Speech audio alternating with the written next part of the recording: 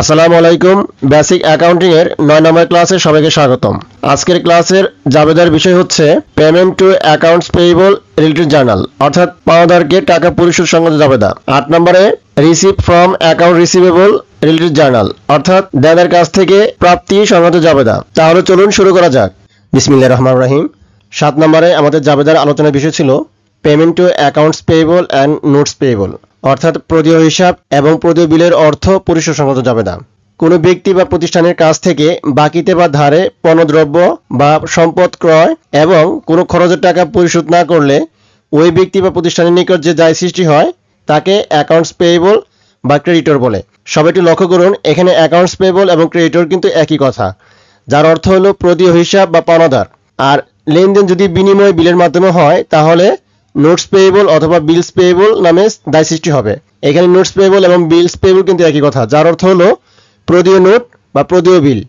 এই accounts payable এবং notes payable হলো কোম্পানির জন্য একটি চলতি দায়। তাই যতবার বাকিতে বা ধারে পণ্যদ্রব্য বা সম্পদ ক্রয় করবে এবং কোনো খরচের টাকা পরিশোধ না করবে ততবার কোম্পানির অ্যাকাউন্টস পেয়েবল এবং নোটস পেয়েবল নামে দায় সৃষ্টি হবে, অর্থাৎ দায় বৃদ্ধি পাবে, এবং দায় বৃদ্ধি পেলে সেটিকে ক্রেডিট করতে হবে। আবার যখন উক্ত দায়ের টাকা পরিশোধ করা হয়, যখন দায় সৃষ্টি হয়েছিল তখন কিন্তু আমরা অবশ্যই সেটাকে ক্রেডিট করছিলাম, এবং পরবর্তীতে যখন এই দায়টাকে আমরা পরিশোধ করে দিব তখন এই দায় পরিমাণটাকে আমরা হ্রাস পাবে, তখন কিন্তু দায় পরিমাণ হ্রাস পাবে এবং দায়কে ডেবিট করতে হবে। তাই এই জন্য এখানে বলা হয়েছে আবার যখন উক্ত দায়ের টাকা পরিশোধ করা হয় তখন দায়ের পরিমাণ কমে যায়, এই জন্য অ্যাকাউন্টস পেয়েবল এবং নোটস পেয়েবল নামের দায়কে ডেবিট করতে হবে। অর্থাৎ দায় বৃদ্ধি পেলে যেমন ক্রেডিট করতে হয়, দায় হ্রাস পেলে কিন্তু ডেবিট করতে হবে। যেমন যদি দায়ের টাকা পরিশোধ করা হয় তাহলে আমাদের অ্যাকাউন্টস পেয়েবল ডেবিট অথবা নোটস পেয়েবল ডেবিট করতে হবে।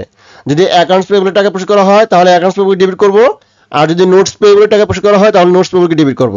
যদি টাকাটা নগদে পরিশোধ করা হয় তাহলে ক্যাশ ক্রেডিট করতে হবে, আর যদি চেকের মাধ্যমে বা ব্যাংকের মাধ্যমে পরিশোধ করা হয় তাহলে ব্যাংকে ক্রেডিট করতে হবে। এবং এই দায় পরিশোধ করার সময় যদি বারটা পাওয়া যায় তখন কিন্তু সেই বারটা আমাদের জন্য রেভিনিউ বা আয়, তখন কিন্তু আমাদের এই ডিসকাউন্ট রেভিনিউকে ক্রেডিট করতে হবে যদি বারটা পাওয়া যায়, অন্যথায় কিন্তু এই ডিসকাউন্ট রেভিনিউটা আসবে না। আশা করি আপনারা সবাই এই জাবেদাটুকু বুঝতে পেরেছেন।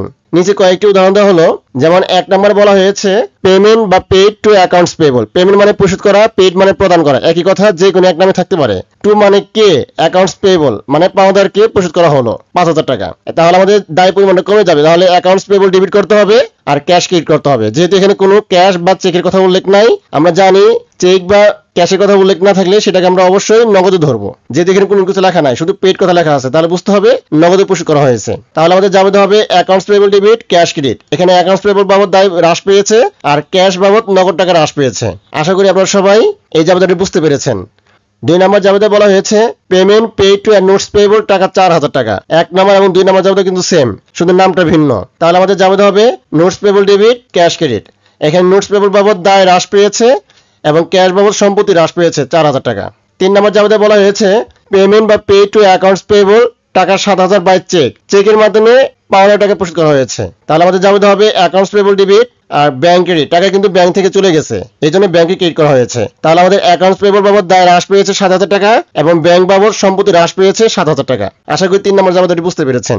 4 নম্বর জাবেদা বলা হয়েছে payment paid to notes payable by cheque. এখানে নোটস পেয়েবল টাকা কিন্তু ব্যাংকের মাধ্যমে পরিশোধ করা হয়েছে, তাহলে আমাদের জাবেদা হবে notes payable debit bank credit. Notes payable বাবদ দায় হ্রাস পেয়েছে এবং ব্যাংক থেকে টাকাটা কমে গেছে, এই জন্য ব্যাংকে ক্রেডিট করা হয়েছে। আশা করি আপনারা সবাই এই 4 নম্বর জাবেদাটা বুঝতে পারছেন। 5 নম্বর জাবেদা বলা হয়েছে payment paid to accounts payable টাকা 8,000, cash paid 3,000 and issue cheque 5,000 টাকা। তার মানে এখানে লেনদেন কিন্তু দুই ভাবে হয়েছে, 3,000 টাকার মাধ্যমে এবং 5,000 টাকার মাধ্যমে, অর্থাৎ 3,000 টাকার নগদ দিছি এবং 5,000 টাকার একটা চেক দিছি। আমাদের যে অ্যাকাউন্টস পেয়েবল যা 8,000 ছিল সেই 8,000 টাকাটা আমরা দুই ভাবে পরিশোধ করছি, নগদে 3,000 এবং চেকের মাধ্যমে 5,000 টাকা। এই জন্য আমাদের জাবেদা হবে অ্যাকাউন্টস পেয়েবল ডেবিট 8,000 টাকা, ক্যাশ ক্রেডিট 3,000 টাকা এবং ব্যাংক ক্রেডিট 5,000 টাকা। এখানে অ্যাকাউন্টস পেয়েবল বাবদ দায় হ্রাস পেয়েছে 8,000 টাকা, ক্যাশ কমে গেছে 3,000 টাকা এবং ব্যাংক থেকে টাকা কমে গেছে 5,000 টাকা। আশা করি আপনারা সবাই এই 5 নম্বর জাবেদাটা বুঝতে পেরেছেন। 6 নম্বর জাবেদায় বলা হয়েছে পেমেন্ট বা পেড টু মিস্টার আশিক টাকা 10,000, issue cheque 60% and the balance by cash. এখানে আশিককে টাকা প্রদান করা হয়েছে। কোনো ব্যক্তি বা প্রতিষ্ঠানকে যখন টাকা প্রদান করা হবে তখন সেটাকে আমার অবশ্যই অ্যাকাউন্টস পেয়েবল ধরতে হবে। আর নোটস পেয়েবল কথা কিন্তু স্পষ্ট নোটস কথা লেখা থাকবে। যখন অঙ্কের নোটস কথা লেখা থাকবে তখন আমরা নোটস পেয়েবল ডেবিট করব।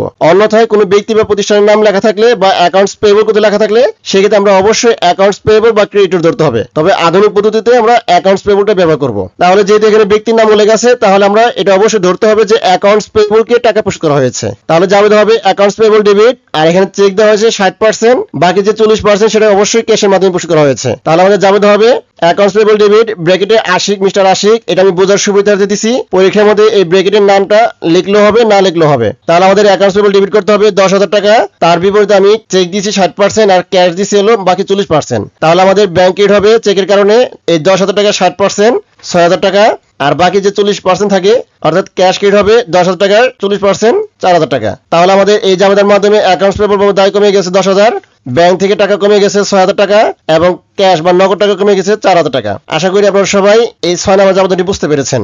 7 নম্বর জাবেদায় বলা হয়েছে পেমেন্ট বা পে টু অ্যাকাউন্টস পেয়েবল টাকা 6,000 উইথ 5% ডিসকাউন্ট। তার মানে এখানে 5% ডিসকাউন্টের টাকা পরিশোধ করা হয়েছে, যার অর্থ হলো আমার কাছে পাইতে হলো 6,000 টাকা, তাকে টাকা পরিশোধ করার সময় সে আমাকে 5% টাকা ছাড় দিছে। অর্থাৎ আমি যখন টাকা পরিশোধ করবো তখন আমার 5% কম দিতে হবে। এই 5% আমার বাদটা। তাহলে আমাদের এখানে অ্যাকাউন্টস পেয়েবল ডেবিট করতে হবে সম্পূর্ণ টাকা। যতটুকু টাকা পাবে ঠিক ততটুকু টাকা দ্বারা আমাদের অ্যাকাউন্টস পেয়েবল ডেবিট করতে হবে। অর্থাৎ আমাদের হিসাবের খাতা থেকে অ্যাকাউন্টস পেয়েবলটা ক্লোজ করে দিতে হবে। তাহলে আমার কাছে টাকা পাইতো এখানে 6,000 টাকা, তাহলে অ্যাকাউন্টস পেয়েবল ডেবিট করবো 6,000 টাকা, তার মানে হিসাবের খাতা ক্লোজ হয়ে গেছে আমাদের। আর ডিসকাউন্ট হলো এই 6,000 টাকা 5%, যেহেতু এখানে ডিসকাউন্ট কিন্তু আমার জন্য আয় ডিসকাউন্ট রেভিনিউ, তাহলে 300 টাকা আসবে। তাহলে আমাদের ক্যাশ দিতে হবে 5,700 টাকা। তার মানে এখানে 300 টাকা যদি আমি ডিসকাউন্ট পাই তাহলে আমার ক্যাশ যাবে হলো 5,700 টাকা। তাহলে এই জাবেদার মাধ্যমে আমাদের দায় কমে গেছে সম্পূর্ণ টাকা মানে 6,000 টাকা, আর আয় বৃদ্ধি পেয়েছে 300 টাকা, আর ক্যাশ টাকা অর্থাৎ নগদ টাকা চলে গেছে 5,700 টাকা। আশা করি আপনারা সবাই এই 7 নম্বর জাবেদাটি বুঝতে পেরেছেন। তারপর 8 নম্বর জাবেদা বলা হয়েছে পেমেন্ট বা পে টু এবি লিমিটেড, এখানে কিন্তু ব্যক্তির নাম উল্লেখ আছে। তাহলে অবশ্যই আমাদের অ্যাকাউন্টস পেয়েবলকে ডেবিট করতে হবে টাকা 5,000 বাই চেক উইথ 3% ডিসকাউন্ট। ঠিক সেম 7 নম্বরের মতোই, শুধু এখানে ক্যাশ ক্রেডিটের জায়গায় ব্যাংক ক্রেডিট লিখবো। তাহলে আমাদের অ্যাকাউন্টস পেয়েবল ডেবিট হবে এই যে এবি লিমিটেড সম্পূর্ণ টাকা 5,000 টাকা। আমাদের কিন্তু এখানে মোট টাকা 5,000 টাকা ছিল। তাহলে আমাদের ডিসকাউন্ট রেভিনিউ হবে এই 5,000 টাকার 3% অর্থাৎ 150 টাকা, এবং বাকি যে টাকা থাকে অর্থাৎ এই 5,000 টাকা থেকে এই 150 টাকা বাদ দেওয়ার পর আমাদের বাকি থাকে হলো 4,850 টাকা। এটা কিন্তু আমাদের ব্যাংক ক্রেডিট করতে হবে, কারণ এখানে চেক প্রদান করা হয়েছে এই যে বাই চেক, টাকাটা ব্যাংক থেকে চলে যাবে, এই জন্য ব্যাংকে ক্রেডিট করতে হবে। আশা করি আপনারা সবাই এই 8 নম্বর জাবেদা বুঝতে পারছেন। 9 নম্বর জাবেদায় বলা হয়েছে এ চেক ফর টাকা 25,000 pay to mister Hasan in full settlement of টাকা 26,000। এর অর্থ হলো 26,000 টাকার পাওনার পূর্ণ নিষ্পত্তিতে 25,000 টাকা প্রদান করা হয়েছে মিস্টার হাসানকে। অর্থাৎ মিস্টার হাসান আমার কাছে 26,000 টাকা পাইতো, আমি তাকে 25,000 টাকা দিয়ে বলছি যে ভাই এখানে লেনদেনটা ক্লোজ করে দেন, অর্থাৎ এখানে মামলা ডিসমিস। তার মানে সে আমার কাছে পরে আর দাবি করবে না। তার মানে এখানে আমি 1,000 টাকা কম দিছি। এই 1,000 টাকা কিন্তু আমাদের বাট্টা বা ডিসকাউন্ট। যখন কোন অঙ্কের মধ্যে দেনা পাওনা পূর্ণ নিষ্পত্তির সময় ফুল সেটেলমেন্ট অর্থাৎ পূর্ণ নিষ্পত্তি কথা লেখা থাকবে তখনই বুঝতে হবে এখানে বাট্টার কাজ আসবে। তাহলে আমাদের জাবেদা হবে অ্যাকাউন্টস পেয়েবল ডেবিট করতে হবে সম্পূর্ণ টাকা দ্বারা, আর ক্যাশ ক্রেডিট করতে হবে 25,000 টাকা। আর মাঝখানে যে 1,000 টাকা আমার আয় হয়েছে সেই আয়টাকে আমার ডিসকাউন্ট রেভিনিউ নামে ক্রেডিট করবো 1,000 টাকা। তাহলে আমাদের জাবেদা হবে অ্যাকাউন্টস পেয়েবল ডেবিট ব্র্যাকেটে মিস্টার হাসান 26,000 টাকা, কারণ সে আমার কাছে 26,000 টাকা পাইতো। তাহলে আমাদের সম্পূর্ণ দায় কমে গেছে 26,000 টাকা। যেহেতু এখানে চেক প্রদান করা হয়েছে এই জন্য এখানে ব্যাংকে ক্রেডিট করা হয়েছে। যদি আমরা এখানে নগদে পরিশোধ করতাম তাহলে আমাদের এখানে ক্যাশ কথাটা লিখতাম। তাহলে আমাদের বাকি যে 1,000 থাকে সেটা কিন্তু আমাদের ডিসকাউন্ট। তাহলে আমাদের সম্পূর্ণ জাবেদা হবে অ্যাকাউন্টস পেয়েবল ডেবিট 26,000 টাকা, ডিসকাউন্ট রেভিনিউ ক্রেডিট 1,000 টাকা, আর ব্যাংক ক্রেডিট 25,000 টাকা। আশা করি আপনারা সবাই এই 9 নম্বর জাবেদাটি বুঝতে পেরেছেন। 9 নম্বর জাবেদা, 7 নম্বর জাবেদা এবং 8 নম্বর জাবেদা এগুলো কিন্তু সেম জাবেদা। 10 নম্বর জাবেদা বলছে পেইড টু আরকে লিমিটেড। এখানে আরকে লিমিটেড বলতে একটা কোম্পানির নাম, মানে কোম্পানিকে পরিশোধ করা হয়েছে টাকা 10,000 with 5% discount, paid by cash 40% and by cheque 60%। তার মানে 5% ডিসকাউন্ট দেওয়ার পরে বাকি যা থাকে সেই টাকার 40% নগদে পরিশোধ করা হয়েছে এবং বাকি 60% চেকের মাধ্যমে পরিশোধ করা হয়েছে। তাহলে আমাদের অ্যাকাউন্টস পেয়েবল ডেবিট হবে এখানে ব্র্যাকেটে আরকে লিমিটেড লিখলেও হবে না লিখলেও হবে। তাহলে এখানে অ্যাকাউন্টস পেয়েবল ডেবিট হবে সম্পূর্ণ টাকা 10,000 টাকা, আর ডিসকাউন্ট রেভিনিউ ক্রেডিট হবে এই 10,000 টাকার 5% মানে 500 টাকা। তাহলে আমাদের বাকি থাকে কত? এই 10,000 টাকা থেকে যদি আমি 500 বাদ দেই আমাদের বাকি থাকে 9,500 টাকা। এই 9,500 টাকা আমার দুই ভাবে দিতে হবে, ক্যাশে এবং ব্যাংকের মাধ্যমে অর্থাৎ চেকের মাধ্যমে। ক্যাশে দিব হলো 40%, এখানে কিন্তু এই যে ক্যাশ লেখা আছে 40% এবং চেক লেখা আছে মানে ব্যাংকের মাধ্যমে লেখা আছে 60%, তাহলে বাকি যে 9,000 টাকা, এই 9,000 টাকার 40% করলে আমাদের আসবে 3,800 টাকা, এবং এই 9,500 টাকা 60% করলে আমাদের আসবে হলো 5,700 টাকা। তার মানে এই তিনটা যোগ করলে কিন্তু আমাদের এই 10,000 টাকা আসবে। প্রথমে আমাদের কি করতে হবে, এই 10,000 টাকা থেকে এই ডিসকাউন্ট 500 টাকা বাদ দিব, বাদ দেওয়ার পরে আমাদের 9,500 টাকা থাকে, সেই 9,500 টাকাকে একবার 40% এবং 60% করলে আমাদের ক্যাশের মান এবং ব্যাংকের টাকাটা বের হয়ে যাবে। এই 10 টাকা জমা দেওয়ার মাধ্যমে আমাদের দায় কমে গেছে অ্যাকাউন্টস পেয়েবল বাবদ 10,000 টাকা, আর ডিসকাউন্ট রেভিনিউ বাবদ আমার আয় বৃদ্ধি পেয়েছে 500 টাকা, এবং ক্যাশ বাবদ নগদ টাকা চলে গেছে 3,800 টাকা, এবং ব্যাংক থেকে টাকা চলে গেছে 5,700 টাকা। আশা করি আপনারা সবাই এই 10 নম্বর জাবেদাটি বুঝতে পেরেছেন।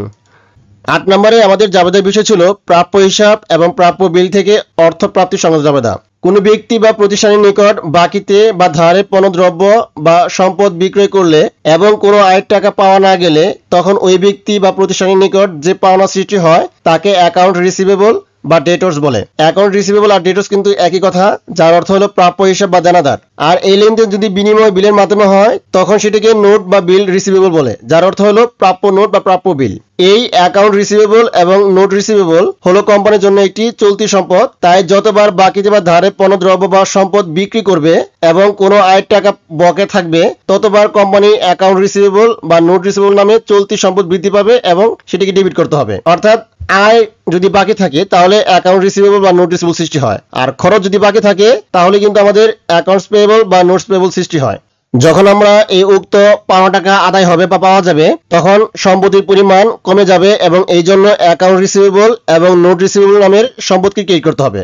তার বিপরীতে ক্যাশ ডেবিট করতে হবে অথবা ব্যাংকে ডেবিট করতে হবে। নিচে জাবেদার মাধ্যমে বিষয়টি ধারণা দেওয়া হলো। যেমন যদি নগদে টাকা পায় তাহলে ক্যাশকে ডেবিট করব, যদি ব্যাংকের মাধ্যমে টাকা পায় তাহলে ব্যাংকে ডেবিট করব, আর যদি ডিসকাউন্ট হয় তাহলে ডিসকাউন্ট এক্সপেন্স নামে ডেবিট করতে হবে যদি বাট্টায় পাওয়া যায়। তার বিপরীতে যদি অ্যাকাউন্ট রিসিভেবল কাছ থেকে টাকা পাই তাহলে অ্যাকাউন্ট রিসিভেবলকে ক্রেডিট করব, আর যদি নোট রিসিভেবল কাছ থেকে টাকা পাই তাহলে নোট রিসিভেবলকে ক্রেডিট করব, অর্থাৎ যে কোনো একটাকে ক্রেডিট করতে হবে। নিচে কয়েকটি উদাহরণ দেওয়া হলো।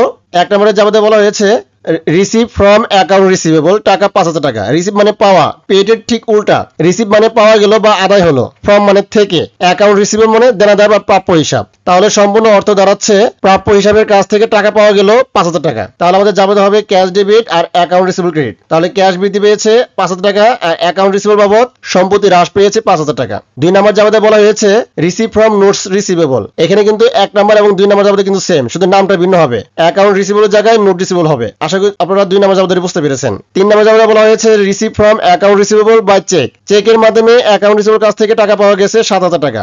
সবাই একটু লক্ষ্য করুন, যখন কোনো আয়ের টাকা বা দেনাদার কাছ থেকে চেক পাওয়া যাবে, অর্থাৎ চেক যদি পাই বা প্রাপ্তি হয়, সেক্ষেত্রে নগদ, ক্যাশ বা ব্যাংক যে কোনো এক নামে লিখলেই হবে, কারণ বর্তমানে বা আধুনিক পদ্ধতিতে চেক পাওয়া এবং নগদ টাকা পাওয়া শামিল, মানে একই কথা। এই জন্য অনেকে ব্যাংক ডেবিট লেখে, অনেকে ক্যাশ কথা লেখে, তবে যে কোনো একটা লিখলেই হবে চেক পাওয়া গেলে। তাহলে এখানে ক্যাশ বা ব্যাংক যে কোনো একটা লিখবেন পরীক্ষার মধ্যে। তাহলে জাবেদা হবে আমাদের ক্যাশ বা ব্যাংক ডেবিট আর অ্যাকাউন্ট রিসিভেবল ক্রেডিট 7,000 টাকা।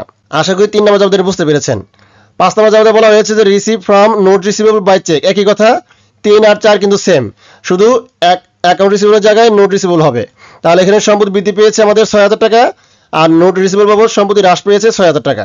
5 নম্বর বলা হয়েছে যে রিসিভ ফ্রম অ্যাকাউন্ট রিসিভেবল টাকা 8,000, ক্যাশ রিসিভ টাকা 3,000 এন্ড বাই চেক 5,000 টাকা। তাহলে এখানে কিন্তু আমাদের দুই ভাবে লেনদেন হয়েছে, চেকের মাধ্যমে 3,000 এবং ব্যাংকের মাধ্যমে 5,000 টাকা। তাহলে আমাদের জাবেদা হবে ক্যাশ ডেবিট 3,000 টাকা এবং ব্যাংক ডেবিট 5,000 টাকা আর অ্যাকাউন্ট রিসিভেবল ক্রেডিট হবে 8,000 টাকা। তাহলে আমাদের নগদ টাকা বৃদ্ধি পেয়েছে 3,000 টাকা আর ব্যাংকে বৃদ্ধি পেয়েছে 5,000 টাকা আর আমাদের অ্যাকাউন্ট রিসিভেবল বাবদ সম্পত্তি হ্রাস পেয়েছে 8,000 টাকা। আপনারা সবাই এখানে ক্যাশের ঘরে কিন্তু সরাসরি এই দুইটা যোগ করে ক্যাশের ঘরে 8,000 টাকা লিখলেও, অর্থাৎ এখানে শুধু ক্যাশ লিখে সরাসরি 8,000 টাকা লিখলেও হবে, ব্যাংক কথা না লিখলেও হবে, এভাবে করা যায়। আবার 2 টাকা আলাদাভাবে লিখলেও সমস্যা নাই, দুটোভাবে রাইট। আশা করি আপনারা সবাই এই 5 নম্বর জাবেদাটি বুঝতে পেরেছেন। 6 নম্বর জাবেদা বলা হয়েছে রিসিভ ফ্রম মিস্টার রাহুল টাকা 10,000, অর্থাৎ মিস্টার রাহুলের কাছ থেকে 10,000 টাকা পাওয়া গেছে। এই 10,000 টাকা পাওয়া গেছে দুই ভাবে, চেকের মাধ্যমে পাওয়া গেছে 60% এবং ক্যাশে পাওয়া গেছে বাকি 40%। তাহলে লেনদেনটা কিন্তু দুই ভাবে হয়েছে, ক্যাশের মাধ্যমে এবং ব্যাংকের মাধ্যমে। তাহলে আমাদের 6 নম্বর জাবেদা হবে ব্যাংক ডেবিট 10,000 টাকা 60% 6,000 টাকা, অর্থাৎ ব্যাংকে বৃদ্ধি পেয়েছে 6,000 টাকা আর ক্যাশ বৃদ্ধি পেয়েছে 10,000 টাকা 40% 4,000 টাকা আর অ্যাকাউন্ট রিসিভেবল বাবদ সম্পত্তি হ্রাস পেয়েছে 10,000 টাকা। আশা করি আপনারা সবাই এই 6 নম্বর জাবেদাটি বুঝতে পেরেছেন। 7 নম্বর জাবেদা বলা হয়েছে রিসিভ ফ্রম অ্যাকাউন্ট রিসিভেবল টাকা 6,000 উইথ 5% ডিসকাউন্ট। এখানে কিন্তু ডিসকাউন্টের টাকাটা পাওয়া গেছে, প্রথমে আমাদের অ্যাকাউন্ট রিসিভেবল ক্রেডিট করতে হবে সম্পূর্ণ টাকা ৬০০০ টাকা। ৬০০০ টাকা ৫% মধ্যে ৩০০ টাকা। এই ৩০০ টাকা আমাদের কিন্তু ডিসকাউন্ট এক্সপেন্স মানে খরচ, এটা কিন্তু আমরা কম পাইছি। আর ক্যাশ ডেবিট হবে বাকি টাকা, অর্থাৎ এই ৬০০০ টাকা থেকে এই ডিসকাউন্ট বাদ দেওয়ার পরে বাকি যে ৫৭০০ থাকে এটি কিন্তু আমাদের নগদ টাকা আদায় হয়েছে, মানে নগদ টাকা বৃদ্ধি পেয়েছে। তার মানে আমাদের এখানে অ্যাকাউন্ট রিসিভেবল সম্পত্তি কমে গেছে ৬০০০ টাকা, আর ডিসকাউন্ট বাবদ খরচ বৃদ্ধি পেয়েছে ৩০০ টাকা, আর ক্যাশ বাবদ সম্পত্তি বৃদ্ধি পেয়েছে ৫৭০০ টাকা। আশা করি আপনারা সবাই এই ৭ নম্বর জাবেদা বুঝতে পেরেছেন। ৮ নম্বর জাবেদা বলা হয়েছে এ cheque for taka ৫০০০ receive from RK limited in full settlement. তার মানে এখানে সেই আগের মতোই আমি একজনের কাছে ৬০০০ টাকা পাই, অর্থাৎ এই আরকে লিমিটেড কাছে ৬০০০ টাকা পাই, সে কিন্তু আমাকে ৫০০০ টাকা দিয়ে বলছে এখানেই ফুল সেটেলমেন্ট অর্থাৎ পুনঃনিষ্পত্তিত লেনদেনটা সম্পন্ন করো, অর্থাৎ সে আমার কাছে পরে আর দাবি করবে না, আমি তার কাছে আর দাবি করবো না, এরকম একটা ব্যাপার স্যাপার। তাহলে এখানে আমাদের সম্পত্তি কমে যাবে কিন্তু ৬০০০ টাকা, মানে অ্যাকাউন্ট রিসিভেবলকে ক্রেডিট করতে হবে ৬০০০ টাকা, ক্যাশ ডেবিট করতে হবে অথবা ব্যাংকে ডেবিট করতে হবে ৫০০০ টাকা, আর মাঝখানে যে ১০০০ টাকা থাকে সেটা কিন্তু আমাদের ডিসকাউন্ট এক্সপেন্স মানে খরচ, কারণ আমি ৬০০০ টাকা পাইতাম, সে কিন্তু আমাকে ৫০০০ টাকা দিছে, তার মানে এখানে আমার ১০০০ টাকা কম দিছে সে, আর ১০০০ টাকা আমাদের ডিসকাউন্ট এক্সপেন্স নামে হিসাবভুক্ত করতে হবে। তাহলে আমাদের ৮ নম্বর জাবেদা হবে ক্যাশ বা ব্যাংক ডেবিট ৫০০০ টাকা, আর ডিসকাউন্ট এক্সপেন্স ডেবিট ১০০০ টাকা, আর অ্যাকাউন্ট রিসিভেবল ক্রেডিট হবে সম্পূর্ণ টাকা অর্থাৎ ৬০০০ টাকা। তার মানে ৬০০০ টাকার পরিবর্তে আমি ৫০০০ টাকা পাইছি, আর বাকি ১০০০ টাকা আমাদের ডিসকাউন্ট এক্সপেন্স মানে খরচ। আশা করি আপনারা সবাই এই ৮ নম্বর জাবেদা বুঝতে পেরেছেন। ৯ নম্বর জাবেদায় বলা হয়েছে এ cheque for taka ৫০০০ receive from mister Hasan in full টাকা ৬০০০ টাকা, অর্থাৎ ৬০০০ টাকার পরিবর্তে ৫০০০ টাকার একটি চেক পাওয়া গেছে। তার মানে আমি মিস্টার হাসানের কাছে ৬০০০ টাকা পাইতাম, সে আমাকে ৬০০০ টাকা না দিয়ে ৫০০০ টাকার একটা চেক দিছে, এবং দ্য ব্যালেন্স ইজ কালেক্টেবল অর্থাৎ বাকি যে টাকাটা সেই টাকাটা আর পাওয়া যাবে না। তার মানে এই ব্যালেন্স ইজ আনকালেক্টেবল কথা লেখা থাকলে তখন আমাদের ধরতে হবে এটা ব্যাড ডেট এক্সপেন্স মানে অনাদায় পাওনা খরচ, এখানে কিন্তু ডিসকাউন্ট নিলে হবে না। যদি এইখানে আনকালেক্টেবল কথা লেখা না থাকতো সেই ক্ষেত্রে আমরা ডিসকাউন্ট এক্সপেন্স ডেবিট করতাম, কিন্তু এখানে আনকালেক্টেবল লেখা থাকার কারণে আমাদের ডিসকাউন্ট এক্সপেন্স না দিয়ে ব্যাড ডেট এক্সপেন্স ডেবিট করতে হবে। তাহলে আমাদের ৯ নম্বর জাবেদা হবে ক্যাশ বা ব্যাংক ডেবিট ৫০০০ টাকা, আর account receivable credit mister Hasan ৬০০০ টাকা, অর্থাৎ এই ৬০০০ টাকার পরিবর্তে আমরা পাইছি ৫০০০ টাকা, আর বাকি ১০০০ টাকা আমাদের কিন্তু আনকালেক্টেবল, যার জন্য আমাদের এই ব্যাড ডেট এক্সপেন্স নামে লিখতে হবে। এটি কিন্তু আমাদের আনকালেক্টেবল, কোনো অঙ্কের মধ্যে বা কোনো জাবেদার মধ্যে যদি আনকালেক্টেবল কথা লেখা থাকে সেক্ষেত্রে আমাদের অবশ্যই ব্যাড ডেট এক্সপেন্স নামে ডেবিট করতে হবে। তাহলে আমাদের এখানে ক্যাশ বা ব্যাংক বৃদ্ধি পেয়েছে ৫০০০ টাকা, আর ব্যাড ডেট এক্সপেন্স নামে খরচ বৃদ্ধি পেয়েছে ১০০০ টাকা, আর অ্যাকাউন্ট রিসিভেবল বাবদ সম্পত্তি হ্রাস পেয়েছে ৬০০০ টাকা। আশা করি আপনারা সবাই এই ৯ নম্বর জাবেদাটি বুঝতে পেরেছেন। ১০ নম্বর জাবেদা বলা হয়েছে রিসিভ ফ্রম আরএফএল লিমিটেড টাকা ১০০০০ with 5% discount receive by cash 40% and by cheque 60%, অর্থাৎ এখানে আরএফএল লিমিটেড কাছ থেকে ১০০০০ টাকা পাওয়া গেছে 5% ডিসকাউন্টে, বা অবশিষ্ট টাকা নগদে পাওয়া গেছে 40% এবং চেকের মাধ্যমে পাওয়া গেছে 60%। তাহলে আমাদের জাবেদা হবে সর্বপ্রথম আমাদের অ্যাকাউন্ট রিসিভেবলকে ক্রেডিট করতে হবে সম্পূর্ণ টাকা অর্থাৎ ১০০০০ টাকা। অ্যাকাউন্ট রিসিভেবলকে সম্পূর্ণ টাকা ক্রেডিট করা মানে হলো আরএফএল এর কাছ থেকে আমি ১০০০০ টাকা পাই, ওই ১০০০০ টাকা হিসাব খাতা ক্লোজ করে দিলাম, অর্থাৎ আরএফএল এর সাথে আমার কোনো লেনদেন নাই। সম্পূর্ণ টাকা ক্লোজ করে দেওয়ার জন্য এই আরএফএল নামে অর্থাৎ অ্যাকাউন্ট রিসিভেবল নামে আমাদের সম্পূর্ণ টাকা ক্রেডিট করতে হবে ১০০০০ টাকা। এখন এই ১০০০০ টাকার উপরে আমাদের ৫% ডিসকাউন্ট দেবো, এই ডিসকাউন্ট কিন্তু আমাদের জন্য খরচ, এই জন্য ডিসকাউন্ট এক্সপেন্স যে কোনো খরচের সাথে আমাদের এক্সপেন্স কথা লিখতে হবে, আর যে কোনো আয়ের সাথে আমাদের রেভিনিউ কথা লিখতে হবে। তাহলে ডিসকাউন্ট এক্সপেন্স হবে এই ১০০০০ টাকার 5% অর্থাৎ ৫০০ টাকা। তাহলে আমাদের বাকি থাকে এই ১০০০০ টাকা থেকে এই ৫০০ টাকা বাদ দিলে বাকি থাকে হলো ৯৫০০ টাকা। এই ৯৫০০ টাকার ৪০% পাচ্ছি ক্যাশ এবং ৬০% পাচ্ছি চেকের মাধ্যমে। তাহলে আমাদের এই ৯৫০০ টাকার ৪০% ক্যাশ বৃদ্ধি পাবে ৩৮০০ টাকা, এবং এই ৯৫০০ টাকার উপর ৬০% ধরলে আমাদের ব্যাংকে টাকা বৃদ্ধি পাবে ৫৭০০ টাকা। আশা করি আপনারা সবাই এই দুইটা বিষয়ের জাবেদা ভালোভাবে বুঝতে পেরেছেন। তারপর যদি কারো সমস্যা হয় আমাকে কমেন্টের মাধ্যমে জানাবেন, আমি চেষ্টা করবো আপনাদের সমস্যাগুলো সমাধান করে দেওয়ার জন্য। তাহলে পরবর্তী ক্লাস দেখার আমন্ত্রণ জানিয়ে আজকের মতো এখানে শেষ করছি। সবাই ভালো থাকবেন, সুস্থ থাকবেন, আল্লাহ হাফেজ, আসসালামু আলাইকুম।